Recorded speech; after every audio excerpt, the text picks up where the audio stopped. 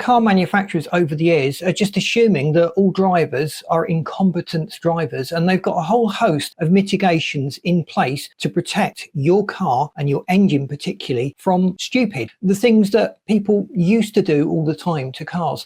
So there's been a lot of interest in videos about prolonging the life of your car, looking after it during the cold start, for example, or turbocharged engines, allowing them to have a cool down. But it would be wrong to just assume that it's all on us as a driver. Things have moved on significantly, and your typical modern car, so by modern I mean anything since about 2012 onwards, and obviously the more recent we go, the more mitigations and systems are in place to protect the engine. Things have drastically improved. It's actually much harder to damage a car now through poor driver habits. So in this video we're going to look at 11 things that manufacturers have done to prolong the life of the engine. One of them is a bit controversial. I know there's going to be a fairly active discussion on that, but when we come to that we'll debate as to whether that is improving the longevity of the engine or it is restricting it and damaging it in some way. So early cars used to be really crude. They had a carburetor which dumped a reasonably measured amount of fuel into the engine, but there was no particular control over it. You had a system that was either running lean or rich most of the time, and some of the time it was spot on. With modern engines, there's a lot going on to make sure the engine is burning as efficiently and cleanly as possible. So let's just have a look at some of these systems that are in place that are specifically there to protect the engine or prolong its lifespan. So first up, we have rev limiters. The rev limiter basically cuts in and restricts power output so you don't exceed a preset RPM level. With engines, as they work, there's a lot of vibration that goes on, and the faster the engine is rotating, the more severe those vibrations are. It's also harder for the engine to control everything. Everything is happening so much more quickly in the engine, and certain fuel types have restrictions on how fast they can burn. Although realistically, you don't tend to hit that in an everyday car. I think that for a petrol engine, the maximum RPM we can achieve is about 20,000 RPM, which is certainly a lot higher than I've ever seen on a production engine. But we've got to think about all the other components in the engine that are handling all of these compressions and decompressions and loads and everything going on inside the engine, and those vibrations will cause the engine to destroy itself. That is why manufacturers have put a red line in place and a rev limiter in place to prevent the driver from exceeding it. You could do a money shift, which is where you're driving along in fourth gear and you change to first gear.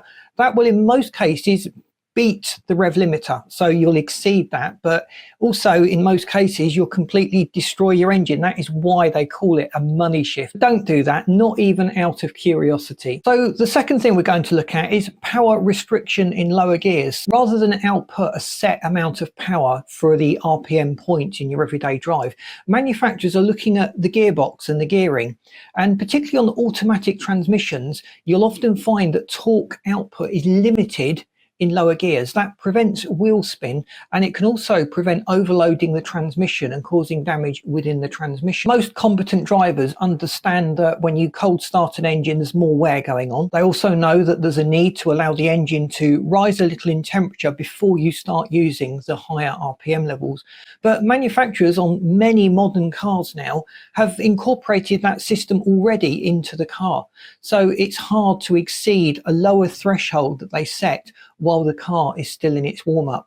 On some cars, you might just get a warning light on the dashboard that tells you when it's safe to drive at higher RPM when the engine is warmed up.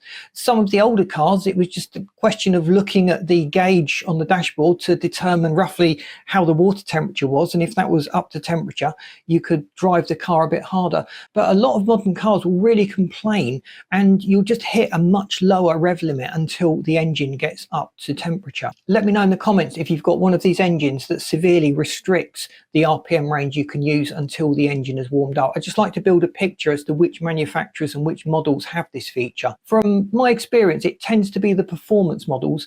I know the BMW M3, one of those, it was criticised as being really hard to drive because of all these little nannying controlling devices, but you could argue that it's just there to prolong the life of the engine and keeping the car running as long as possible is a good thing in my book. So modern synthetic multigrade oils have gone a long way from the crude early mineral oils. They provide sufficient lubrication even at lower temperatures. So when you start your cold engine, even the modern multigrade oils go a long way to protecting the engine. There's still more wear going on when the engine's cold. That's just physics. Everything hasn't warmed up and fully expanded. But in the main, your multigrade oil is much better and much more efficient at coping with that wide temperature variation that you get in an engine. And that's been forced to be even more true in modern hybrid engines, because half the time your engine is shut off completely and you're running on the electric motor. So in those hybrids, you've got a severe situation where the engine is cooling down and then warming up all of the time.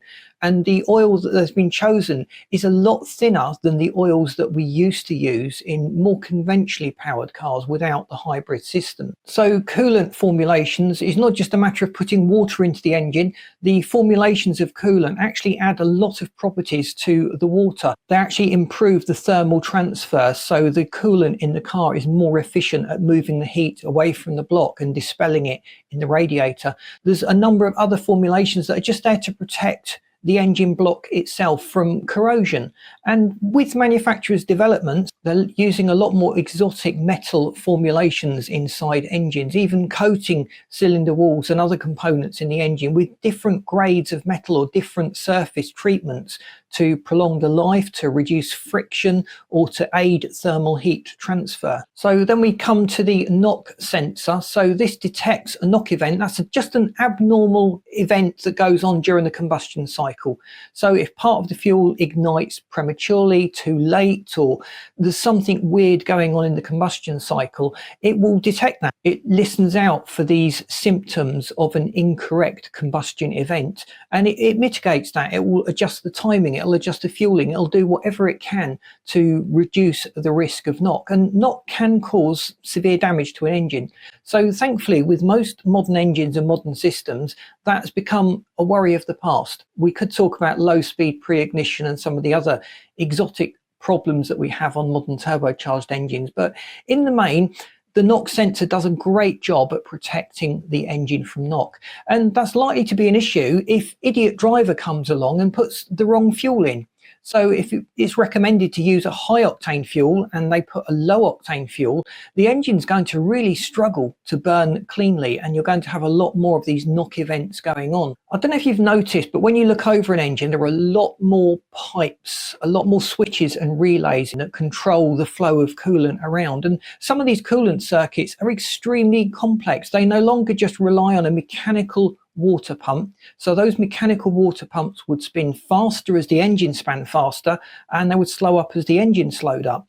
But the modern electronic system is fully controlled by the car's computer. It allows it to warm up more quickly, more effectively. It manages the heat in the engine more effectively. Controlling the water flow rate by the engine's RPM was rather crude. There were times when you didn't want it to flow as well. The thermostat did a job in restricting the flow, but these modern electronic systems have gone a long way to maximizing an efficient flow around the engine. And often the engine is divided off. You've got a cooling channel for the head of the engine, one for the block. You may have a water to air intercooler mounted as well, which has another circuit. You may have an EGR system that is water cooled, so that will require another system to just maximize the effectiveness and the control over the temperatures within the engine. And a lot of these have been designed to allow the engine to warm up more quickly and more efficiently. Here's the controversial thing: stop-start systems. Some people say that the stop-start system is there to protect the engine. There's less wear and tear going on, and in their minds they're convinced that turning the engine off and just letting it rest is good for the engine. You're doing less wear and tear than leaving the engine idling. We have discussed idling and the problems that go on within the idling engine. If the engine is warm and if you're going to take it on a run, I would say that's probably not something particularly worth worrying about. But if you're one of those drivers that just does short journeys, you'll probably eventually have some problems. At the very least, you'll suffer from oil dilution with an excess of water collecting in the oil from this long-term idling. So stop-start does reduce the risk that you get of oil dilution to a certain extent. The engine is off, so you could argue that less wear and tear is going on, but a lot of people are concerned that the engine being switched off and switching on, it's creating thermal shocks. The engine's having to warm up again and cool down again. Also, the physical act of starting the engine is adding wear and tear. So please let me know in the comments where you are in this debate. Do you think stop start is a good thing for your engine, or do you think it is the worst thing ever invented and you always look to turn it off? So turbochargers are very complex. They add quite a level of complexity to the engine, but they allow the engine to produce a lot more power. They allow the engine to be smaller and lighter, and they've helped to improve fuel efficiency over the years. So there's a lot of gains to be had with a turbocharger, but the turbocharger is driven by the very hot exhaust gases. There's a lot of heat going into the turbocharger. So your modern turbocharger has quite a complex supply of oil and also of coolant to make sure that those temperatures don't exceed the threshold. Early turbo engines did used to tend to fry the oil. They would just get too hot, particularly if you'd not observed proper warm up and cool down procedures of using the turbo. But your modern turbo is much more complex. These electric pumps that circulate the oil and the coolant around the engine are designed to aid the cool down period of these modern turbochargers. So we don't have to worry too much about a modern turbocharged engine. They're a lot more reliable than those early engines that we used to have to deal with. So the oil circulation system, much like the water circulation system, is now very complex. It's often electronically governed. So if the engine requires more oil pressure, it's increased. If it requires less, it's decreased. Theoretically, that saves a little bit of energy because the engine's not working as hard to pump the oil around, but some manufacturers have got it very wrong. We saw that with the 3-litre TDI engine from the Volkswagen Group, where significantly low RPM driving for significantly long periods was leading to oil starvation. But the general control of oil around the engine is very well managed and governed. You do get a lot more warning now if there is a problem with oil pressure. It's not just, as many people used to think, measuring the level of oil in the sump. It is actually looking at the oil pressure and also the heat in the engine. If the heat in the engine is getting too high, one of the ways of mitigating that, other than the cooling system, is to just change the flow of oil around the engine. And the final thing is the electronic throttle control. Now, most of us don't even notice this, but in the good old days, you had a physical wire, and when you pressed the throttle, it controlled the carburetor and would squirt more fuel into the engine. So your modern system, it now takes a signal, your foot controls a button effectively, and depending on how hard you press, the car's ECU gets that reading. It works out what's going on, what day of the week it is. No, only joking about that. But it looks at the temperature, the burn of the engine, whether it's under load or not, the RPM point. All these factors come into the calculation, and the throttle is now controlled electronically. So you may be asking for a full wide open throttle, and the ECU might decide that that's bad. Perhaps you're at risk of causing other problems. So it will back off the throttle input. In modern cars that have an eco setting, the computer will also adjust the throttle response so it is more gentle. So you're effectively getting less power out of the engine because that's economically good. But I did a video recently that just discussed the pros and cons of using the sport mode and eco mode. And some drivers are actually finding that sport mode gives better fuel economy than eco mode. So I'll let you find that video and watch it. It was certainly an interesting debate. I really appreciate all the comments that people make on all of the videos. It gives me ideas for future videos. It helps me to improve my knowledge. I don't profess to know everything. I've learned that you can't claim to be an expert when it comes to cars. There's always someone out there that knows something that you can learn from.